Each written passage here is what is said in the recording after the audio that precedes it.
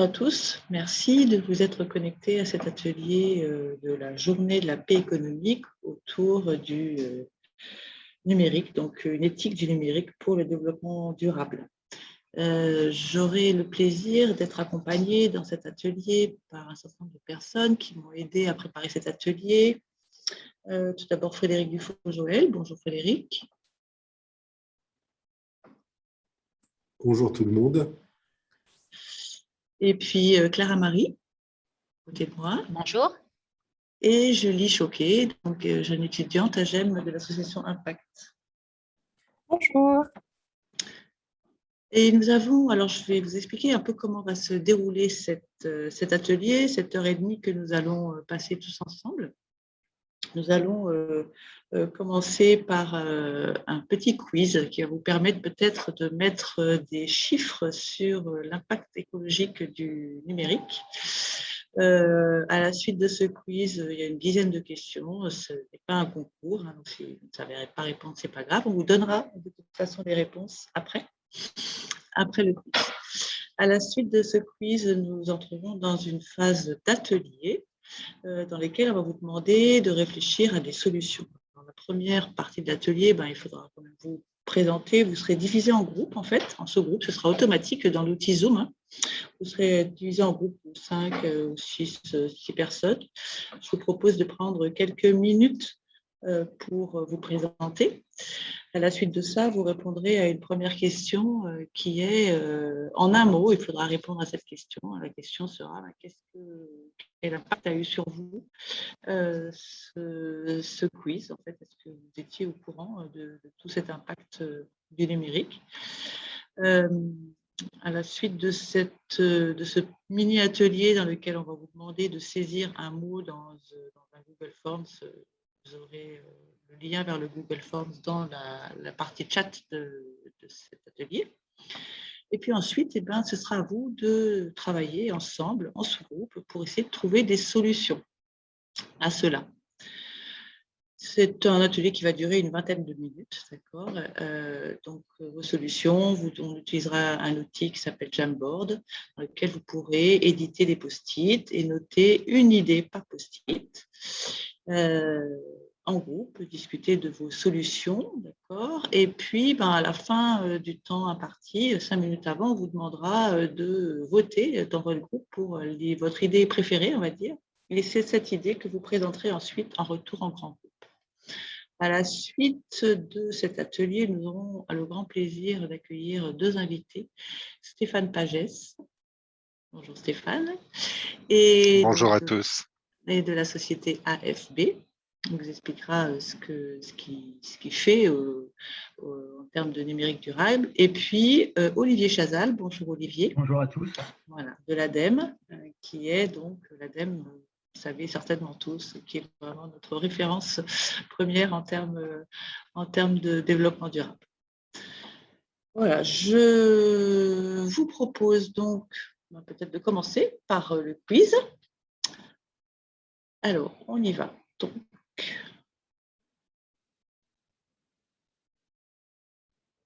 Donc là, je vous ai partagé le lien du quiz. Ça fait un écho. Tu peux couper ton micro, Fanny? Oui. Je vous ai partagé le lien du quiz. Vous n'avez qu'à cliquer dessus et vous allez vous retrouver dans un petit quiz Google Form. Vous verrez qu'à la fin, ça vous donnera les réponses et puis après, on vous fera un commentaire global une fois que tout le monde sera revenu. Il y a une petite dizaine de minutes pour le faire, je pense à peine. Donc, je vous invite à y aller et puis on se retrouve, on vous refait signe dans 10 minutes une fois que tout le monde a rempli le Google Form. Merci d'avoir participé à ce quiz. J'ai vu quelques commentaires. Hein. Bon, le positif, c'est que j'ai plein de choses à apprendre de ma part de mauvaises réponses. Impressionnant quand même. 5 sur 11, pas mal, mais vraiment des données surprenantes. Clara Marie, à toi. Merci. Alors, merci à tous du coup pour votre participation à ce quiz. Donc, nous allons démarrer la présentation des résultats. N'hésitez pas donc à commenter dans le chat si vous avez des questions, qu'on puisse y répondre. Donc, la première question était: quel pourcentage d'émissions de gaz à effet de serre le numérique représente-t-il? Donc, la réponse est 4%. Donc, le secteur du numérique est aujourd'hui l'un des plus polluants il représente donc chaque année 4% des émissions de gaz à effet de serre, soit 1,5 fois plus que l'aviation civile. Donc, j'ai mis également les sources au-dessus. Donc, si vous souhaitez avoir les liens des sources auprès desquelles on a pu récolter ces réponses, n'hésitez pas à nous l'indiquer, on pourra également vous les transmettre. Deuxième question, à combien estimez-vous le nombre de mails échangés en 1 heure hors spam? Et donc, la réponse est de 8 à 10 milliards de mails sont échangés donc en 1 heure hors spam, ce qui est quand même énorme. Troisième question, nous vous avons proposé de classer en termes d'impact les équipements suivants, donc tablettes, ordinateurs fixes, box, smartphone, ordinateur portable et écran. Donc, au niveau des résultats de ce classement, tout d'abord, nous avons les smartphones. Donc, en termes d'impact, ils se trouvent entre 2 et 7 kWh par an. Puis arrivent les tablettes, qui, elles, représentent entre 5 et 15 kWh par an. Puis les écrans, donc de 20 à 100 kWh par an. Les ordinateurs portables, donc de 30 à 100 kWh par an. Les ordinateurs fixes de 120 à 250 kWh par an. Enfin, les box, donc, qui elles, représentent entre 150 et 300 kWh par an, ce qui représente en fait un grand réfrigérateur pour comparer. Donc, voici dans l'ordre à peu près l'impact que représentent ces différents équipements. Quatrième question, donc lorsque l'on poste une photo, à combien d'ampoules allumées pendant 1 heure cela correspond? Donc, une photo postée équivaut à 3 ampoules allumées pendant 1 heure. Donc, voilà un petit peu à quoi ça pourrait correspondre. Et maintenant, on aura une autre manière de penser quand on poste nos photos. Ensuite, nous vous proposons donc de voir parmi les composants des téléphones portables qui figuraient donc dans la liste ci-dessous, à savoir le plastique, les cartes électroniques, les métaux ferreux et non ferreux, ainsi que les batteries et le caoutchouc. Donc, parmi eux, quels étaient ceux qui pouvaient donc se recycler? Et donc, on se rend compte qu'il y a une grande partie de ces matériaux qui se recyclent. Donc, comme vous pouvez le voir sur cette infographie, tout d'abord, le plastique peut se recycler donc à 34,9%. Suivi ensuite des cartes électroniques à 24,1%, puis viennent les substances réglementées à 23,4%, les autres matériaux donc à 9,6%, les métaux ferreux à 5,6% et enfin les métaux non ferreux à 2,4%. Donc en fait, il y a un certain nombre de composants des téléphones qui se recyclent. Autre question qui était donc de savoir s'il était préférable de télécharger donc la musique ou de l'écouter en streaming. Et donc la réponse est de privilégier donc le téléchargement de la musique au streaming vidéo, donc qui arrive à 28%. Donc écouter la musique en streaming sur une plateforme arrive en second choix. Quant à écouter la musique sur YouTube, donc ce résultat arrive à 7%. Et en fait, pour les militants donc, de Greenpeace ou les experts en empreinte environnementale des usages numériques, c'est non. Donc voilà, le mieux est quand même de télécharger sa musique pour pouvoir l'écouter. Autre question qui était donc le canal le moins vorace en énergie entre la Wi-Fi, la 4G et la 5G. Donc ce qu'on peut voir, c'est que c'est la Wi-Fi qui est donc le moins vorace, suivi donc de la 5G à 10% et de la 4G à 11%. Donc, on peut voir que la 4G consomme 23 fois plus d'énergie que le réseau Wi-Fi. Donc, chez soi, il est préférable d'utiliser son smartphone via la Wi-Fi ou de s'en passer pour lire les vidéos. Quant au débat sur la 5G, donc le secrétaire d'État au numérique affirme que les antennes 5G consomment donc 10 fois moins d'énergie que les antennes 4G. Autre question, qu'est-ce qui pollue le plus dans la vie et l'usage d'un appareil? Donc, dans l'ordre, nous avons le streaming à 3%, le recyclage à 6%, le stockage donc, de nos données, vidéos, courriels à 22% et la fabrication du téléphone qui, elle, arrive en tête à 80%. Donc, on se rend compte que la pollution numérique, elle est produite pour 80% lors de la fabrication de terminaux tels que les smartphones, les tablettes ou les ordinateurs. Et donc, effectivement, pour réduire votre empreinte numérique, il est important de privilégier l'achat d'appareils reconditionnés. Donc, n'hésitez pas à réagir. Moi, je n'ai pas accès au chat en partageant l'écran, mais mes collègues me font signe si jamais vous avez besoin de poser des questions. Autre question qui était de savoir la distance que parcourt un smartphone avant d'arriver donc chez l'acheteur, du moment où il est fabriqué jusqu'à la réception. Donc, plusieurs propositions. Tout d'abord, 1/5 donc, du tour du monde qui arrive à 7%, 1,5 tour du monde à 43%, 2,5 tours du monde à 31%, et en fait, la réponse était 4 tours du monde. Donc, en fait, de la conception, donc le plus souvent aux États-Unis, jusqu'à la distribution finale, on estime que l'objet a fait 4 fois le tour du monde. Donc, cela va d'abord de l'extraction minière d'un côté, à la fabrication des composants ailleurs, puis à l'assemblage donc en Asie du Sud-Est, jusqu'à la distribution sur tous les continents. Donc, ce qui représente au total 4 tours du monde. Autre question, donc l'avant-dernière, combien de Français changent de smartphone alors qu'il fonctionne encore? Donc, la réponse est 90%. Donc, pour l'ADEME, c'est 88%. Donc, c'est quand même énorme, hein. On se rend compte qu'il y a des personnes qui changent de téléphone malgré son bon fonctionnement. Donc, voilà le chiffre qui est quand même un petit peu alarmant. Et dernière question que nous vous avons posée, qui était donc de savoir en 2025 à combien le nombre d'objets connectés sera estimé. Et donc, les objets connectés seront estimés à 48 milliards en 2025. Donc, n'hésitez pas si vous avez des questions. Merci beaucoup pour votre participation. On me fait signe qu'il y a des questions. Il y a une petite question de Magali qui demande à combien le pourcentage de pollution correspond à quoi sur la 8e question. Alors, je reviens dessus. Le pourcentage de pollution, c'est ça la question? Ah, alors c'est une très bonne question, mais oui, en tout cas, la pollution là, pour cette question, elle était massivement donc causée par la fabrication du téléphone à 80%. Donc, je ne sais pas s'il manque des éléments. Il faudrait que je regarde sur la source que nous avons utilisée pour cette question, s'il manque effectivement des pourcentages. Mais en tout cas, voilà, de ce que j'avais pu comprendre, c'est que c'était la fabrication du téléphone en lui-même qui pouvait causer donc à 80% la pollution dans la vie et dans l'usage d'un appareil. Ok, merci beaucoup, Clara. Merci.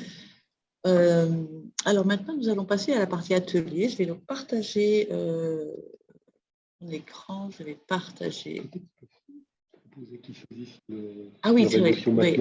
Oui, en effet. Donc, puisque vous venez de finir ce quiz, je vous propose donc, c'est la première partie de l'atelier, pourquoi pas, de mettre vos réactions en un seul mot, puisqu'on va faire un nuage de mots après, donc en un seul mot. Est-ce que vous pouviez noter votre réaction suite à ce quiz dans le fil de discussion, s'il vous plaît? Ça, Clara Marie va les récupérer et va nous faire un beau nuage de mots qu'on nous présentera tout à l'heure. Ok, tout le monde a écrit son mot. Donc, Clara vous présentera tout à l'heure le nuage de mots qu'elle aura pu faire avec tout ça. C'est vrai que j'ai vu passer des mots, hein, prise de conscience, mésinformation, réflexion, surconsommation. C'est inquiétant, en effet, irrespect de la nature, etc. Inconscience. C'est vrai que ça fait peur, tous ces chiffres, et on ne s'en rend pas toujours compte. Nous avons l'habitude finalement d'utiliser le numérique pour à chaque instant de notre vie et dans toutes les circonstances. Donc, peut-être qu'à la suite de ce quiz et puis à la suite de cet atelier, vous aurez pris conscience de certaines choses et que vous aurez peut-être un comportement différent avec le numérique.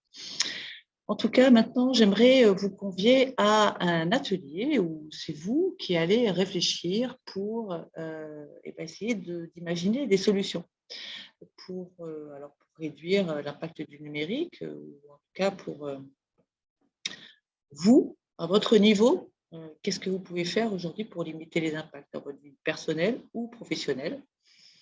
Et donc, je vous propose de prendre quelques minutes de réflexion individuelle. Vous allez être placés dans des groupes. Frédéric va nous faire ça. Et donc, quand vous vous retrouvez en sous-groupe, je vous propose de vous présenter, de faire un petit tour de table pour vous présenter si vous ne vous connaissez pas. Et puis, prenez quelques minutes de réflexion pour imaginer des solutions. Tout le monde est à nouveau ensemble dans le grand groupe. Merci beaucoup pour toutes vos idées. J'ai parcouru tous les ateliers Jamboard pendant ces 20 minutes. Vous avez plein de super idées. Alors, bon, on va peut-être partager celles que vous préférez dans chaque groupe en discussion avant d'entendre nos invités sur leurs solutions. Mais on va garder surtout toutes vos solutions parce que il y en a plein que je trouve vraiment géniales. Est-ce que… alors d'abord, avant tout, Clara Marie va vous partager le nuage de mots, donc ce que vous avez ressenti à la suite de ce quiz.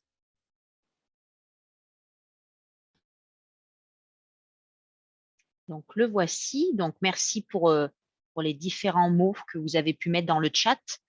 Donc, on se rend compte qu'il y a des termes qui sont quand même récurrents. Donc, sidération, inquiétant, incertitude, manque de connaissances, désinformation, sidération. Donc, voilà un certain nombre de termes connotés malheureusement négativement. On parle aussi d'irrespect envers la nature, mais on se rend compte quand même qu'il y a une prise de conscience d'un autre côté, malgré l'urgence de la situation. On voit qu'il y a beaucoup de travail, mais il y a une prise de conscience de votre part et qui se ressent d'ailleurs dans les différentes solutions que vous êtes prêts à mettre en place. Donc voilà, globalement, un constat qui est quand même commun avec effectivement donc cette surconsommation et puis ce côté très inquiétant.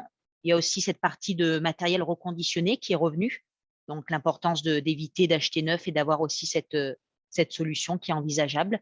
Donc, merci pour vos contributions. Et donc, on pourra également vous envoyer ce nuage de mots, donc, qui est le fruit de vos résultats. Merci beaucoup, Clara Marie. Je vais partager peut-être le Jamboard, comme ça, on va pouvoir commencer par la première salle. Alors, et là. OK. Donc, la salle 1, voici vos contributions et les solutions que vous avez imaginées. Parmi toutes ces solutions, pour les participants de la salle 1, quelle est votre préférée et celle que vous pourrez mettre, la première action que vous pourrez faire demain? Allez-y, je vous laisse prendre la parole. Hein, comme on n'est pas très nombreux, c'est pas très difficile. Ok, je ne sais pas où sont mes complices, mais nous n'étions que des femmes et nous avons une action préférée, puisque finalement on se dit que c'était sur la fabrication et donc sur l'achat du matériel neuf qu'on pourrait avoir le plus d'impact. Et donc c'est acheter du matériel d'occasion qu'il a pris haut la main devant éteindre sa box la nuit. Mais voilà, c'était nos deux choix, notre top liste d'actions. Il y en avait déjà plusieurs dans le groupe qui éteignaient déjà la box la nuit, donc on s'est dit que finalement l'occasion, c'était ça qui était le plus important. Ouais, super. C'est vrai que c'est assez simple finalement d'éteindre sa box la nuit. Et donc bravo, acheter du matériel d'occasion. Je pense que ça va dans ce sens. Enfin, Stéphane Pagès nous en parlera tout à l'heure. Du matériel reconditionné. Super. Alors, l'atelier 2, quelle est votre idée préférée? Parce que là, vous en avez mis beaucoup en vert en fait.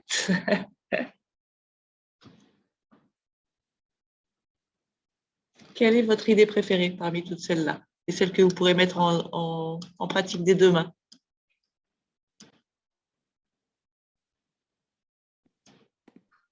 Oh, je me lance, je vais prendre la parole. Donc, Agnès, oui. pour le groupe 2. L'idée, ça serait de garder ces appareils plus longtemps. Toujours la même chose, le Fairphone, acheter aussi peut-être reconditionné. Et puis, le faire à titre individuel, mais peut-être aussi le faire dans les entreprises et le diffuser autour de nous. Je ne sais pas si les autres du groupe veulent compléter.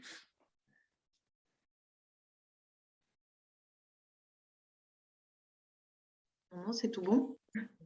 OK. Donc, c'est votre idée préférée. Donc, garder ces appareils plus longtemps. OK. Et c'est une très bonne idée, en effet, de ne pas changer de smartphone tous les ans pour Noël. OK. On va passer à la salle 3. La salle 3, l'atelier 3. Alors, quel est votre… Oui.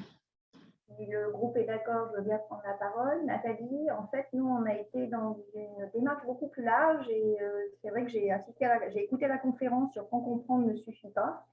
Et il y avait une phrase qui était très importante, j'ai trouvé, c'était « Les changements de pratique doivent être accompagnés ». Du coup, on s'est lancé sur une démarche où c'était déjà d'éduquer, donc peut-être de créer un nouvel enseignement au sein de l'éducation dès le plus jeune âge, pour justement à changer ses pratiques parce que le changement s'accompagne. Et puis, on a parlé de la RSE qui pouvait être un point d'entrée dans les entreprises, justement en ayant une démarche active au-delà d'un référent pour que l'entreprise, elle éduque, mais aussi elle influence ses comportements. Et du coup, ça commence aussi par soi, cette démarche, et on disait qu'on devait être tous des influenceurs en puissance pour essayer de faire bouger les choses, puisque c'est la démarche du colibri. Donc, je ne sais pas si le groupe, en tout cas, c'était… Ce qui nous a rassurés, c'est qu'on avait tous le même dialogue, et on s'est dit que finalement, on était déjà 5, et qu'à la fin, on serait peut-être la totalité de ceux qui étaient dans cet atelier. Ouais. Voilà. Merci beaucoup, Nathalie. On va passer… Je peux juste rajouter, il y avait la notion de culture, en fait, l'ignorance des faits fait qu'on ne sait pas, en fait. Donc, initier une culture, alors RSE friendly, on va dire, que ce soit au niveau personnel ou professionnel, qui permettent de faire les choses plus facilement. Tout à fait. C'est aussi l'objectif de cet atelier, dans le cadre de la journée de la paix économique, mais aussi donc du coup de la chaire de recherche digitale et numérique de GEM, dont je suis co-titulaire. Et en effet, c'est un sujet très important qu'on prend à bras-le-corps aussi à GEM. C'est pour ça qu'on fait cet atelier aujourd'hui et qu'on le rejouera plusieurs fois et qu'on va aussi éduquer nos étudiants là-dessus. Merci beaucoup. On passe à l'atelier 5. Est-ce que vous voulez nous faire part de vos idées, de votre meilleure idée, atelier 5?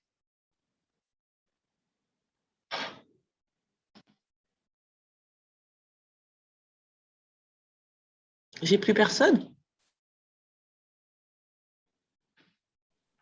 Alors si, on était 5. Alors, j'attendais qu'il y ait le micro. On était 5. C'est Stéphanie, tu veux y aller? Vas-y. On est activés en même temps. Bon, on en avait sélectionné trois idées, mais je te laisse parler. Mais finalement, c'est vrai qu'on est resté aussi sur une idée très concrète et très facile à mettre en œuvre, même si on avait beaucoup d'idées sur apprendre à mieux utiliser ces appareils en fait pour utiliser ce qui est le moins énergivore dans l'appareil, connaître les options et leur impact et autres. Mais on est resté sur quelque chose de très concret, très basique et facile tout de suite à mettre en œuvre, c'est la box. Donc, éteindre ou même programmer sa box. Oui, c'est en effet une idée toute simple et à mettre en pratique dès ce soir. D'ailleurs, la nuit, on n'a pas besoin de la box normalement. Ok, donc merci beaucoup pour cette richesse. Franchement, c'est super intéressant.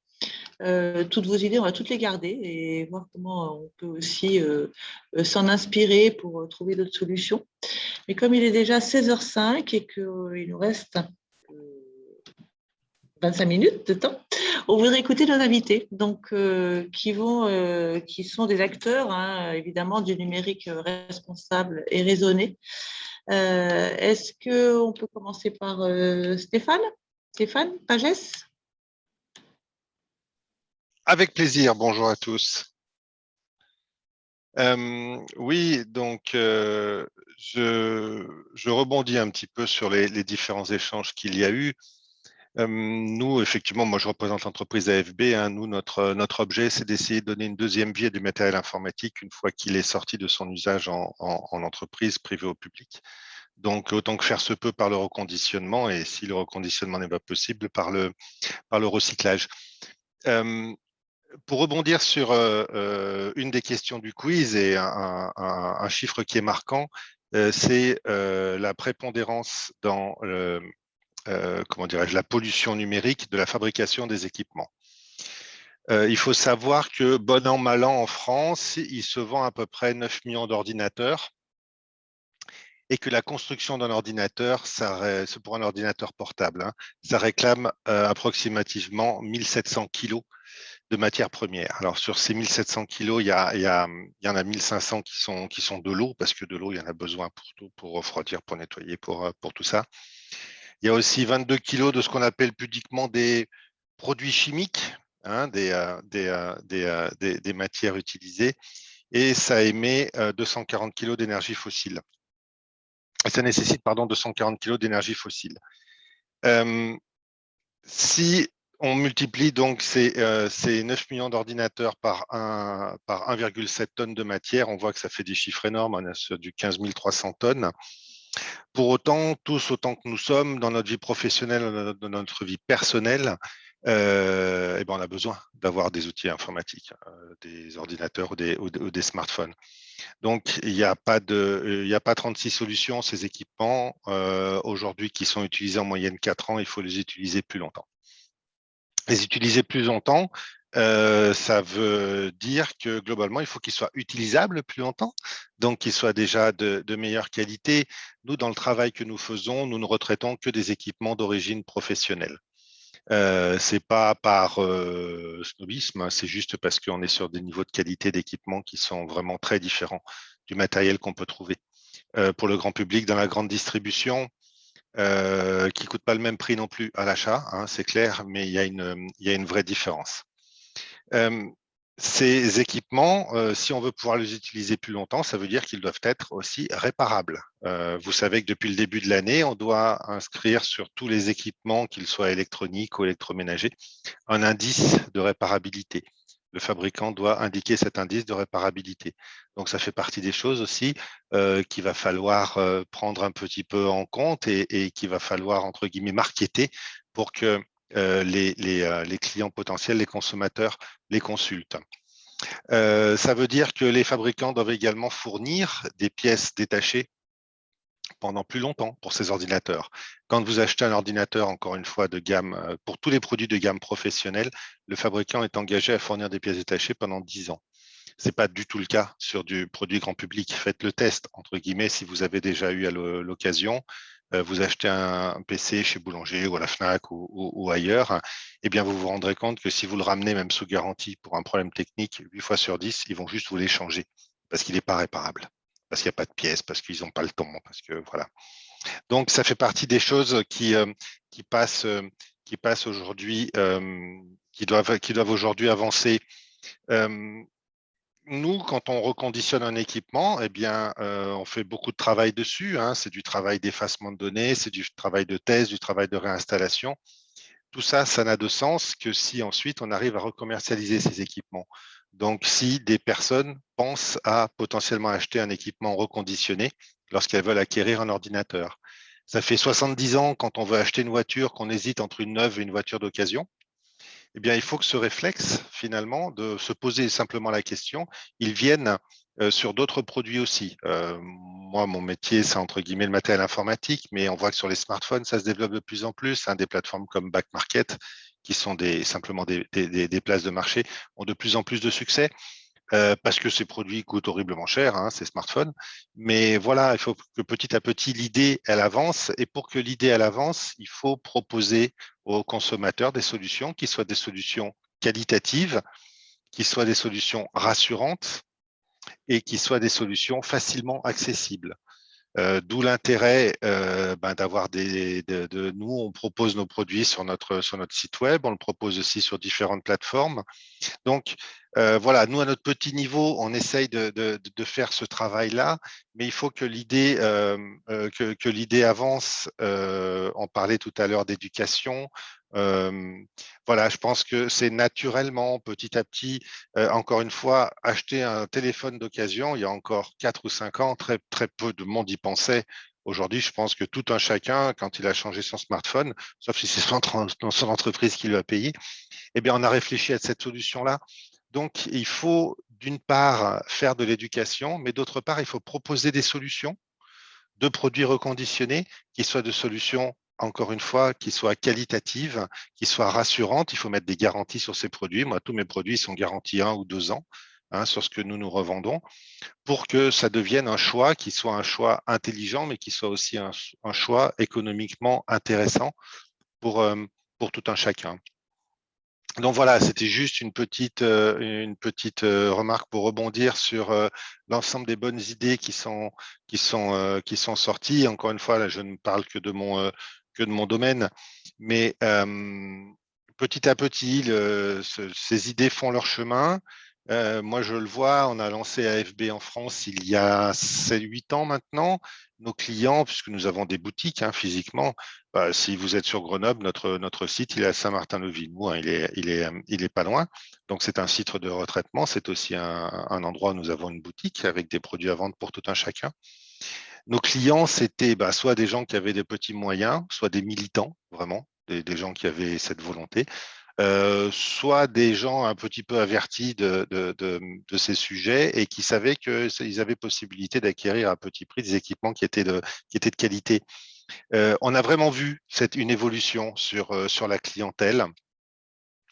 De plus en plus de petites entreprises aussi font de l'acquisition de matériel reconditionné. Depuis la loi Pacte qui est sortie, qui a été votée là, il y a quelques semaines, un mois et demi maintenant, eh bien, dans cette loi Pacte, il est inscrit que l'ensemble des collectivités publiques doivent aujourd'hui inclure au moins 50% de produits reconditionnés dans leurs appels d'offres.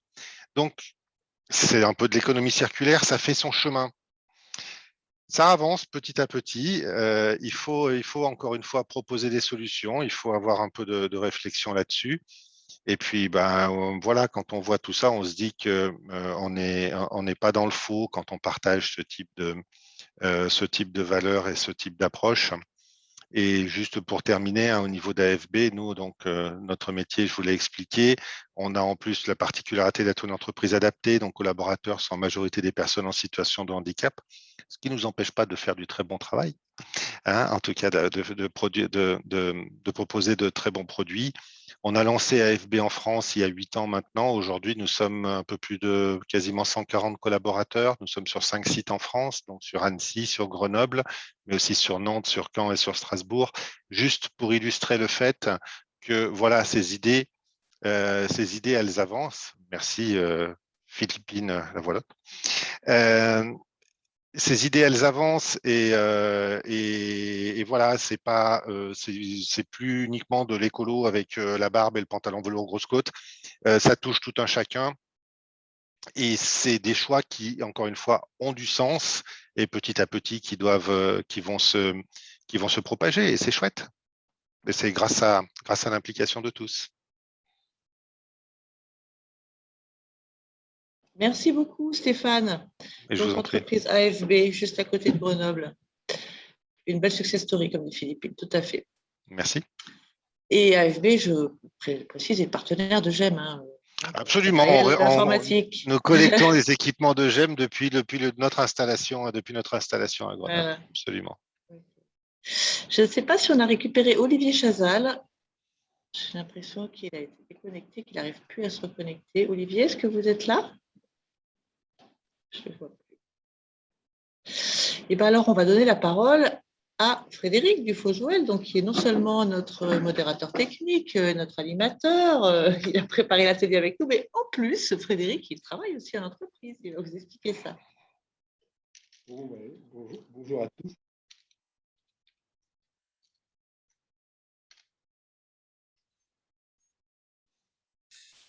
Rebonjour à tous, j'ai oublié de mettre mon micro.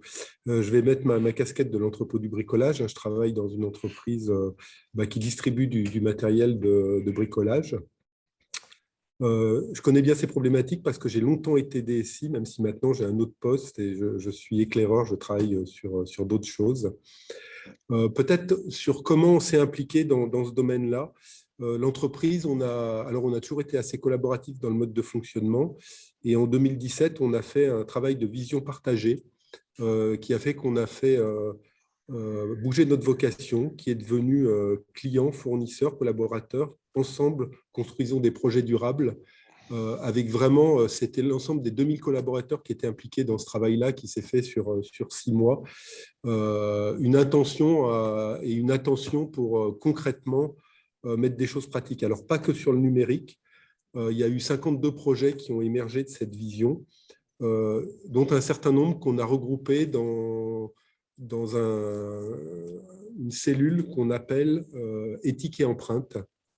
Notre éthique et empreinte, sur lequel on travaille à la fois sur des sujets éthiques comme la mixité ou la diversité dans l'entreprise, et à la fois des sujets très concrets liés à l'empreinte. Alors, c'est du mécénat de compétences où avec nos clients, on va faire des actions, par exemple dans le World Cleanup Day, ou un objectif de zéro plastique et de ne pas avoir d'emballage. On a déjà des concepts de magasins dans lesquels les produits sont en vrac et on limite au maximum les emballages. On fait un travail aussi avec nos fournisseurs pour aller plus en profondeur.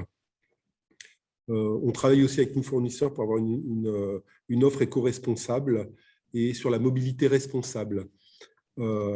Et il y a un domaine, on diffuse aussi dans l'entreprise des guides de bonnes pratiques qui sont réalisés vraiment par les collaborateurs qui sont impliqués.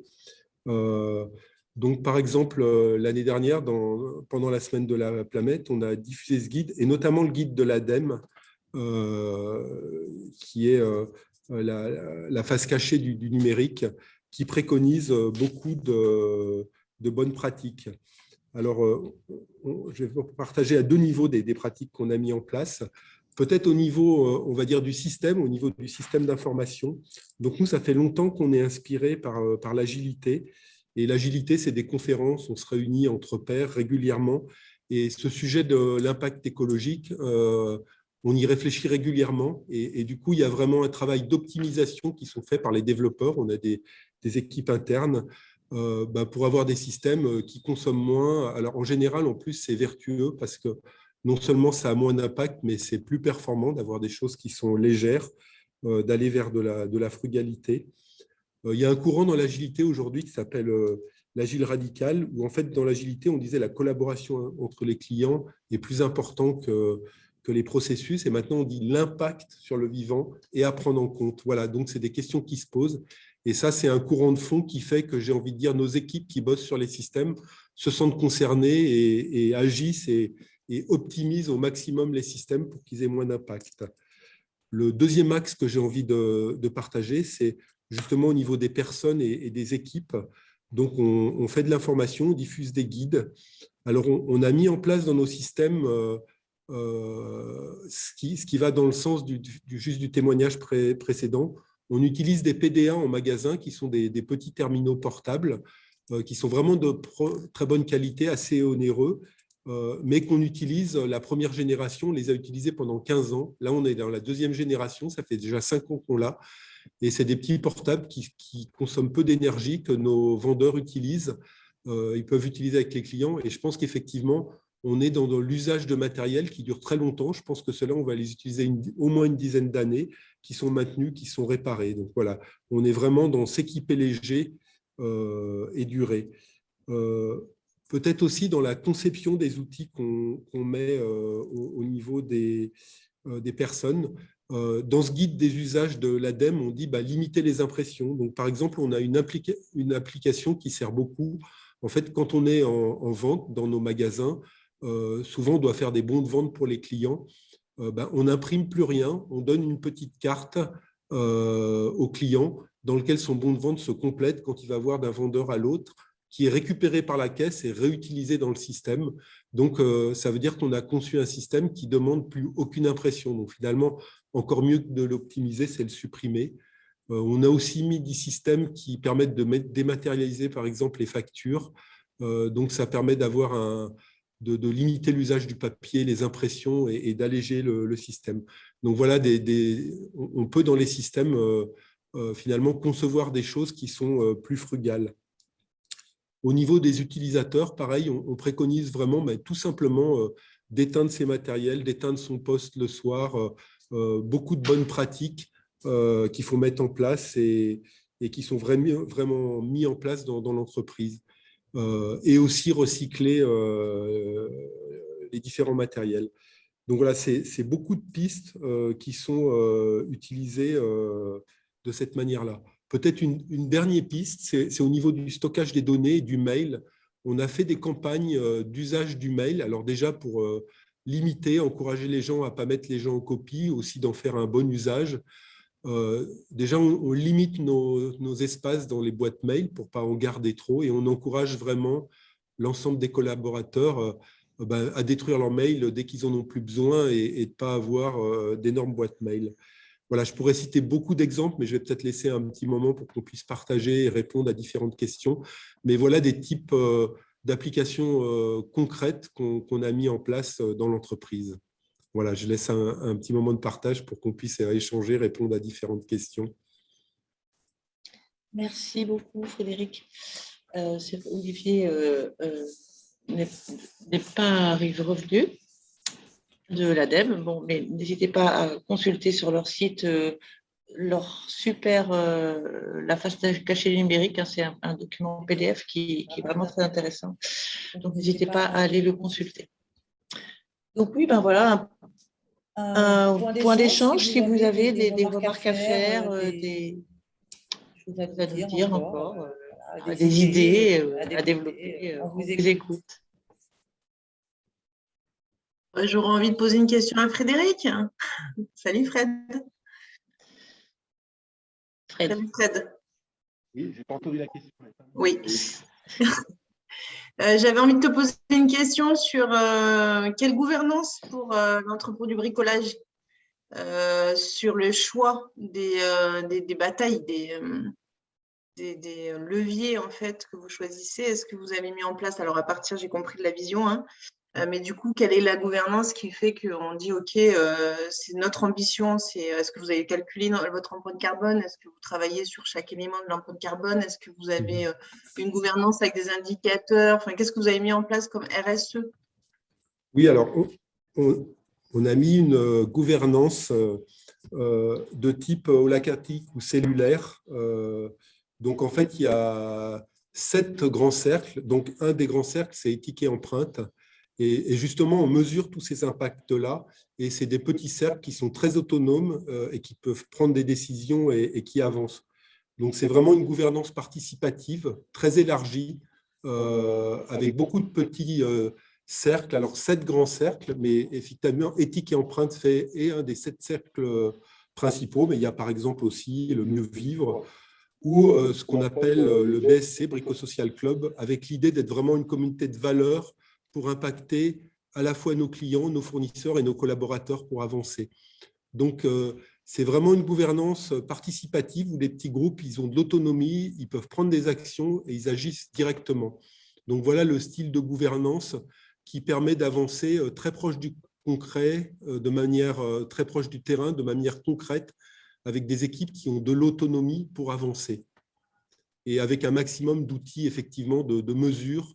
Parce que finalement, une façon d'encourager d'avancer, c'est de voir les progrès. Donc, par exemple, dans le recyclage plastique, on peut voir tous les ans les progrès qu'on fait, l'impact que ça peut avoir. On informe les différentes équipes. Il y a une équipe de communication interne avec différents collaborateurs qui nous informent. Donc, voilà notre mode de fonctionnement. Une gouvernance cellulaire et partagée avec un maximum d'implication des équipes locales. Voilà, j'espère que j'ai répondu à ta question, Anne. Alors, si je peux me permettre de rajouter un petit point, ce n'est pas une expérience personnelle, mais on travaille avec pas mal d'entreprises. Certaines sont assez impliquées et cherchent aussi des idées justement pour arriver à faire passer ce message et pour impliquer les collaborateurs. Il y a une entreprise à Annecy qui s'appelle Maped. Je ne sais pas si ça vous parle. Ce sont des gens qui fabriquent du matériel de bureau, des règles, des crayons, des choses comme ça, majoritairement en matière plastique. Hein. Pour autant, au sein de l'entreprise, chacun, tous les cadres, hein, dans leur… non, ce n'est pas tous les cadres, je dis pas, j'ai une bêtise, c'est vraiment au plus grand nombre, ont parmi leurs objectifs annuels, justement, la promotion, la mise en avant ou la promotion d'une idée qui irait dans le sens on va dire, de la RSE au niveau global. Et au cours de l'entretien annuel, ça fait partie des choses qui sont évaluées sur l'augmentation éventuellement sur le bilan de la personne pendant son année. Merci Stéphane pour ces précisions. Encore une question, un commentaire des participants? Oui, moi j'aurais une question. Est-ce que, comment en tant que professionnel ou chercheur dans ce monde du numérique, vous voyez l'arrivée de la 5G à la fois sur l'augmentation des objets connectés, les comportements des consommateurs et puis aussi sur l'impact sur le vivant, je pense notamment aux abeilles, voilà, tout ça. Quel est votre avis sur ces questions?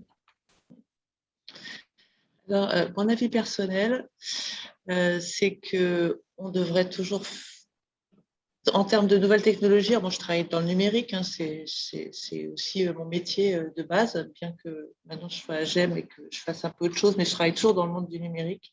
Et je suis assez d'accord avec ce que dit le Shift Project sur la 5G. La 5G, de toute façon, c'est une nouvelle technologie, on ne peut pas aller contre, ça va venir, ça fait 10 ans qu'ils font de la recherche là-dessus, donc aujourd'hui, ils vont la sortir, mais c'est pour un usage vraiment raisonnable et raisonné de la 5G. Ça, c'est mon avis, hein, parce que si tout le monde se met à la 5G, il va falloir tous changer nos smartphones, mettre des antennes partout, donc c'est une vraie catastrophe. Réserver l'usage de cette technologie qui est certainement importante pour la voiture autonome, pour peut-être le médical, pour d'autres usages qu'on ne connaît peut-être même pas aujourd'hui d'ailleurs, mais de l'utiliser de façon vraiment raisonnée. Je ne sais pas si d'autres personnes ont des avis sur cette question. Oui, moi je suis d'accord avec toi, Stéphanie. J'ai le même avis, c'est-à-dire qu'il ne faut pas utiliser de la technologie pour de la technologie. Et si je remets ma casquette de DSI, souvent je disais, mais non, ne développez pas d'outils informatiques, finalement, continuez à le faire de manière simple et humaine. Bon, quand on est dans la relation client, il y a des tas de choses où rien ne vaudra le face-à-face. Donc, je crois que l'idée, c'est vraiment d'avoir un usage raisonner des outils et vraiment de mettre un outil quand c'est un plus. Dans certains cas, on le voit, ça peut éviter de l'impression, simplifier et avoir un vrai bénéfice. Dans d'autres cas, au contraire, on va se voir que ça va générer beaucoup de données, alourdir les systèmes. Et je crois que c'est vraiment savoir se poser les questions de l'impact et l'utiliser à bon escient. Merci Frédéric. Il est 16h29, l'atelier se termine dans 1 minute. J'aimerais que vous puissiez nous dire en écrivant dans le chat, dans l'espace de discussion, avec quoi vous repartez de cet atelier qu'on a eu beaucoup de plaisir à préparer avec Frédéric, Clara, Julie, Stéphane. Avec quoi vous repartez? Si vous voulez nous écrire un petit mot dans le fil de discussion, ça nous ferait plaisir.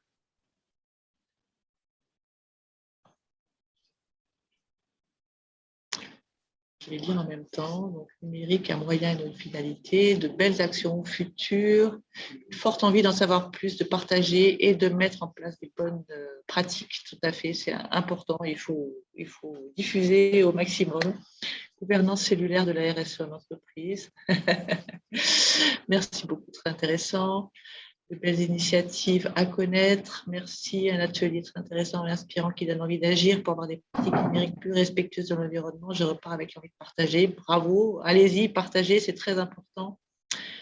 Guide, admet, programmer, arrêt nocturne de la box, acquérir le réflexe acheter reconditionné plutôt que neuf. Tout à fait, une envie de partager également. Merci beaucoup. Avec plus de confiance sur la capacité de chacun à être acteur à son petit niveau. Tout à fait. Chacun fait sa part du colibri, mais c'est important.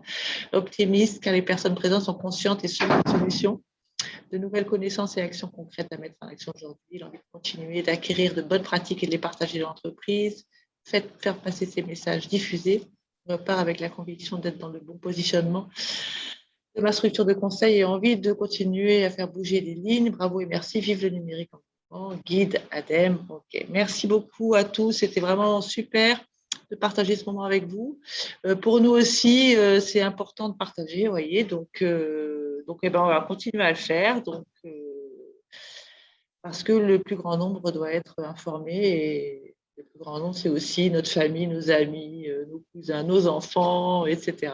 Et j'avoue que même moi, avec mes enfants, j'ai du mal, pourtant, je suis bien placée, mais ils ont du mal à se mettre en ordre de marche avec ça. Je vous remercie beaucoup à tous et je vous souhaite une bonne fin de journée. Active,